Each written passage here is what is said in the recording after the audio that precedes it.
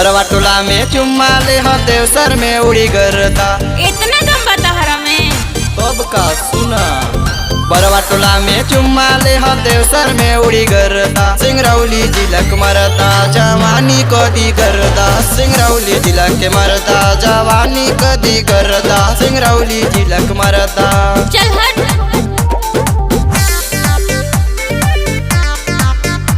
जवानी कदी करता। सिंगरौली जिला के मरता।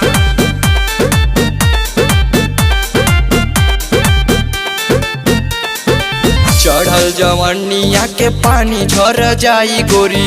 बुढ़ावा जवान तोरा प्यार में पगलाई गोरी। तब पगलाए दा हम का कर चढ़ल जवानिया के पानी झर जाई गोरी। बुढ़वा जवान तोरा प्यार में पगलाई गोरी। गप्पू दुकान में खिलाई पान जरदा। सिंगरौली जिला के मरदा जवानी कदी करदा। सिंगरौली जिला के मरदा जवानी कदी करदा। सिंगरौली जिला के मरदा एकदम परेशान कर दिया है तू। जवानी कदी करदा। सिंगरौली जिला के मरदा। सिंगरौली जिला के मरदा।